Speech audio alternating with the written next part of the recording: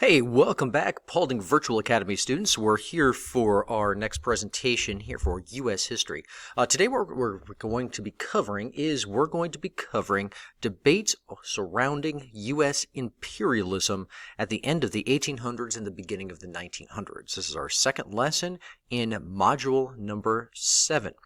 So, as we kind of get talking about this, we want to kind of catch you guys back up on kind of what we call foreign policy. Foreign policy is basically how the United States deals with other countries around the world.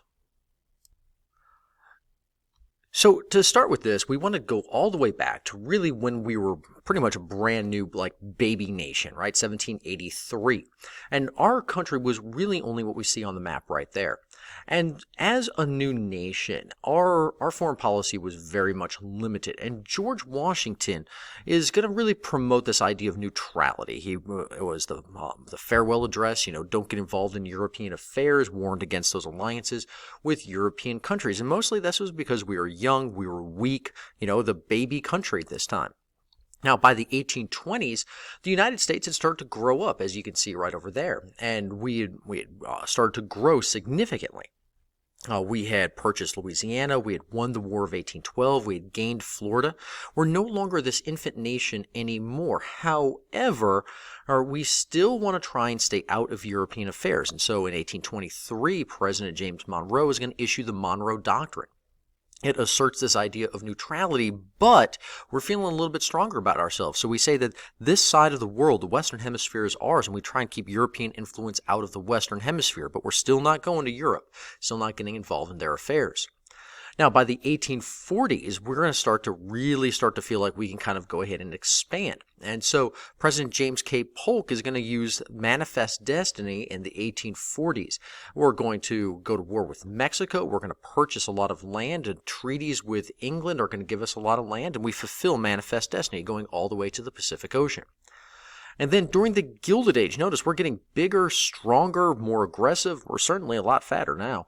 All right, and we're going to start to emerge now as an imperialist power. And we're going to talk about how we become an imperialist power. We start to gain overseas territories in places like Alaska, Hawaii, Guam, Puerto Rico, and the Philippines, and eventually build the Panama Canal, which has a lot to do with our foreign policy. And so, generally speaking, from the American Revolution all the way through the Civil War, we had gained Western territories, but basically we stay out of the affairs of Europe, and we stay just within our own North American continent. But during the Gilded Age, we start to gain these overseas territories, and we start to see ourselves as an equal power to European nations. Now, one of the first things that you really need to kind of understand is what motivated us to start to imperialize during this end of the Gilded Age. And America's desire to expand was really, there's four kind of main reasons. The first reason, and this is in no really particular order here, the first reason has to do with America's growing industry. And we're starting to see the growth of American industry during this particular time. Our industry gets so big that companies are going to need new sources of raw materials. They also want to have these overseas markets. And all that means is a place where you can sell your products, new people to sell customers to. And so by opening up new markets, you open up the ability to make even more money. The second reason is that we had this idea that there was no more room to expand within the United States. We had already achieved Manifest Destiny, and in the 1890s, this idea that the frontier was closed. There was no more kind of places within the United States, in North America, to really expand to. But we still wanted to continue to expand. I mean, if you're not growing, you're shrinking, I guess. And we wanted to continue to expand westward, and that was into the Pacific Ocean. The third reason that's going to be a motivation during the Gilded Age was we wanted to keep up with the European colonization efforts. Now, this was the time period of colonization for Europe as well, not just for the United States. We weren't the only ones doing it. From world history last year, you would have learned about the scramble for Africa as European nations colonized the African continent, the Indian subcontinent, such as India, Siam, the Dutch East Indies. I mean, the Europeans are doing it. We didn't want to be left behind. And so we wanted to kind of keep up with what everybody else was doing and get our own imperial power, or else be left out and be a weaker nation as a result of it.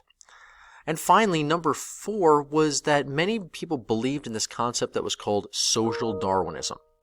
And social Darwinism basically says that we were a superior race and needed to help out these inferior races, spreading things like our technology, our Christianity, democracy to these uncivilized people around the world. You can see the picture on the bottom left-hand side.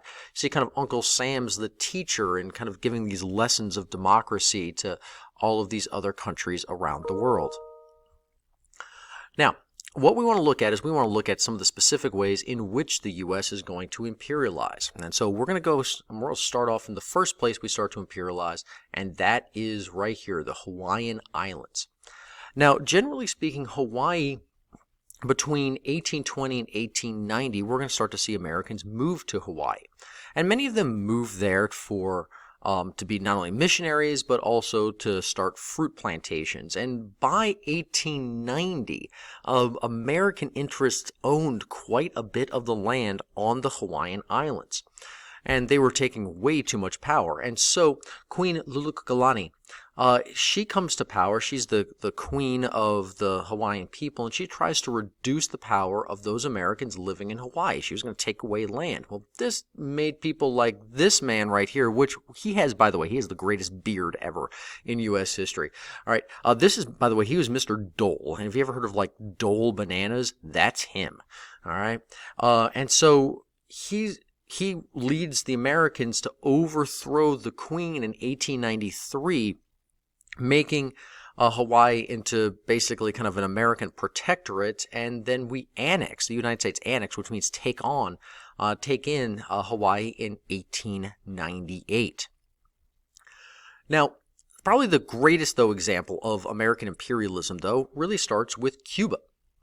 Now, Cuba is a major island located about 90 miles to the south of the United States. And that box, I just realized, is in the wrong spot. That box should be right here. That's Hawaii. It's not Hawaii. That's Cuba right there. That's not Cuba. All right, I need to move the box.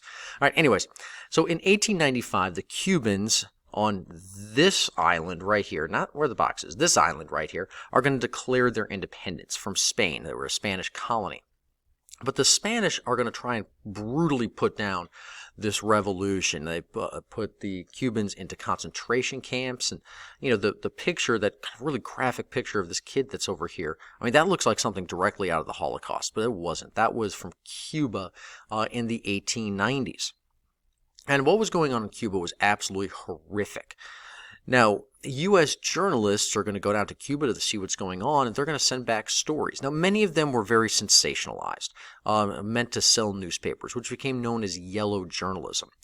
And these sensationalized stories. So in response to this yellow journalism, the United States in 1898 is going to send the USS Maine to Cuba. The idea was to try and protect U.S. business interests that were on the island there. However, the ship mysteriously explodes, and although it was likely just an accident, Americans are going to use it as an excuse to declare war on Spain. Now, here's a few examples, by the way, of this yellow journalism, which you'll need to know about, that kind of leads to the war.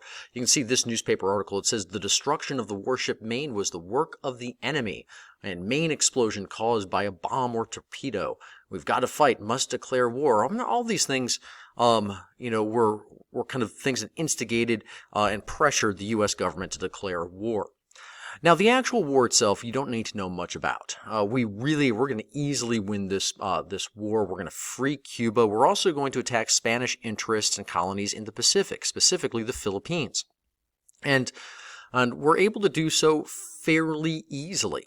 However, what you need to know, besides the causes of the war, is you definitely need to know the results of the war. And as the result of the war, Cuba is going to be liberated. But, this is key, we don't annex Cuba. We do, however, annex the Philippines, Guam, and Puerto Rico, which were all Spanish colonies during that time. So if there's a question that asks you which of the following were gained as a result of the Spanish-American War, or which one of the following was not gained, it's Cuba. We did not take Cuba. Cuba maintained itself as an independent country. But we are going to gain those three other places that's there. Now, this is going to lead to an increased involvement in Latin America and Asia by the United States, because now we have of kind of a foothold into Latin America, that's South America, and we've now got this foothold in the Philippines over in Asia.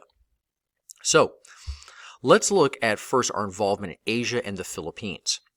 Now, our involvement is really going to deal with China over here.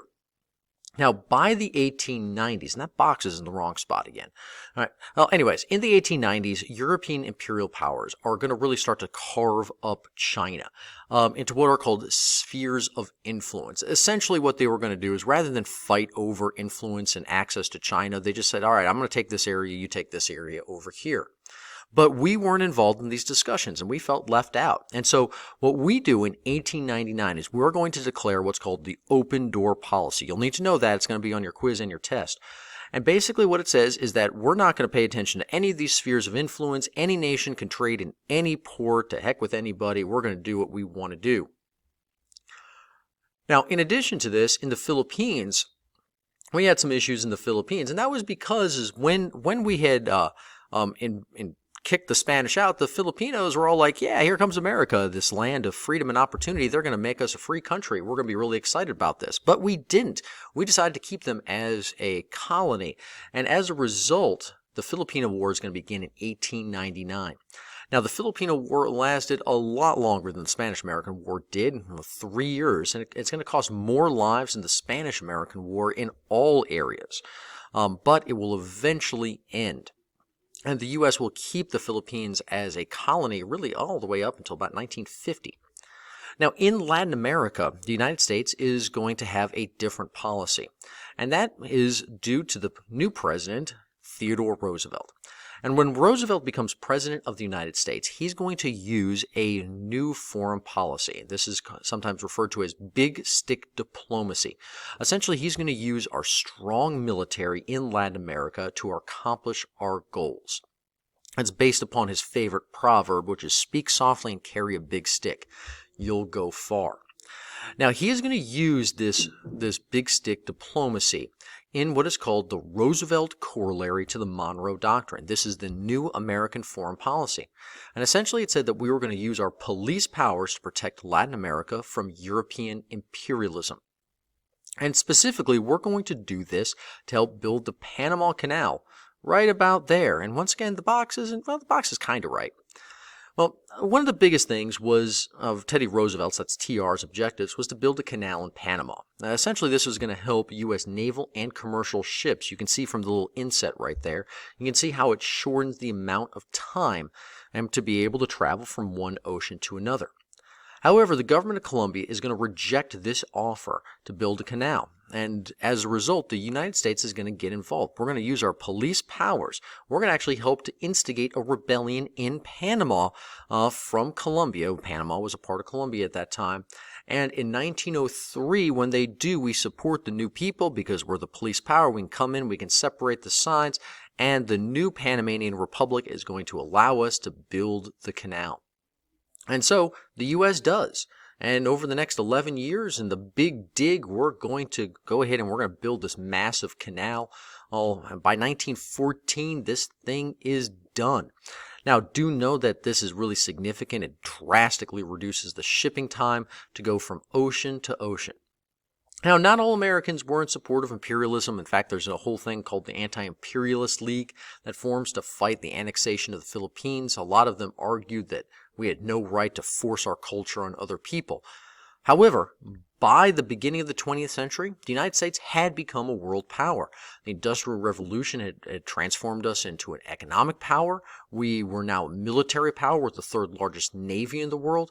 And with new territories in both Latin America and in Asia, we now really see ourselves as an equal to European nations around the world. Well, that's all we have for today. Until next time, have a great day. Bye for now.